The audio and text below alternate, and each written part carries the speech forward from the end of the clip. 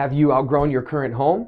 I'm going to be sharing with you the top 5 questions that we must answer before planning your move up. Hi, my name is Kevin Govea, your local Calgary realtor with Royal LePage Benchmark. Now let's get started. And question number 1 is going to be financing the move up.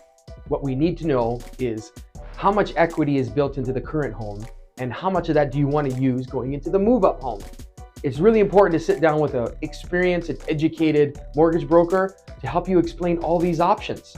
And then you can get a max budget, you can see what payments would look like, and go from there. You may need to plan for things like maybe clearing some of your current debt and then putting aside for a deposit. There are going to be many options on how to finance this move up. And what we need to do is sit down together and figure out which is the best approach for you, your family, and your lifestyle. And question number 2 is going to be future proofing. We need to figure out how are we going to future proof this next move up property for you, thinking 5, 10, 15 years down the line. If you expect your family to grow, if you expect any potential job changes, we want to look at this and take everything into consideration to make sure you are happy with this move up situation. The last thing you want to do is make the wrong decision and regret this move up. I think it's so important to plan for that move up home that can adapt to your ever evolving future. And that could be financial, that could be family, that could be lifestyle. Let's take everything into consideration together and put it on the table so we can make sure that you are in the best situation possible when committing to your move up. And question number 3 is going to be finding a new property. Where can we find the new property that you feel confident in to move up? Currently now, October 2023, Calgary is sitting in a more of a seller's market. So this will take some time to understand if you are going to sell the current property to then move up into the next property, there's going to be 2 separate approaches. One approach on how we sell the property and timing, and then the next approach on preparing for that purchase. But inventory is still quite low. So we can sit down and discuss some options like potentially getting the house ready, doing everything we need preliminary to have it ready for MLS. And then maybe we go and look for that home.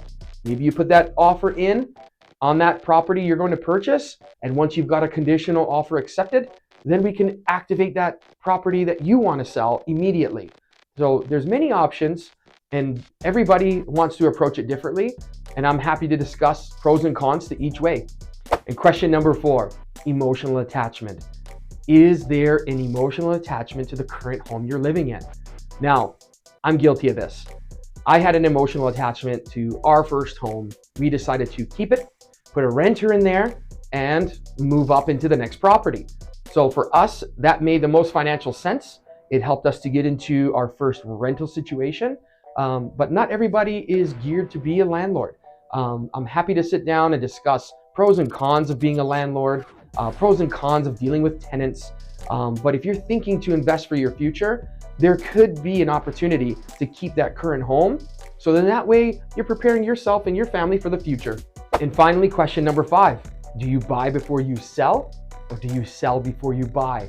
Again, this is going to be unique to every client's personal situation. I'd love to explain pros and cons to approaching it one way or the other. And I just really like giving my clients the options in front of them so they can make the best educated decision. Now, of course, we can sit down, we can figure out how to sell before you buy, and that's a whole process on its own. And then, of course, if you want to buy before you sell, that's another process on its own. But they all come with risks, or there's pros and cons. So I feel it's so important to look at your individual needs, get together, figure out what's going to be the best approach that you feel comfortable with moving forward. There could be unique scenarios where we may need to include a term in the contract where the buyer and seller mutually agree to adjust possession date to an earlier date upon the seller finding their new home.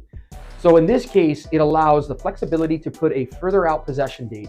It gives you, the seller, the opportunity to have some time, get out there, scour, and go and view as many homes as possible. Until you find that one you like, you put an offer, it's conditional, you know that you have the new possession date for the new property you're buying, and then we can go back and amend that previous offer on the property you're selling and change that possession accordingly. So it's an easy transition between getting out of your current situation in that current home that you're selling and then moving into the move up property. So these were just the top 5 questions that arise when helping someone move up. There are many other questions. This is a detailed process. So if you'd like to sit down and discuss these options, I'd be happy to help. Once again, my name is Kevin Govea, your local Calgary realtor with Royal LePage Benchmark. Take care.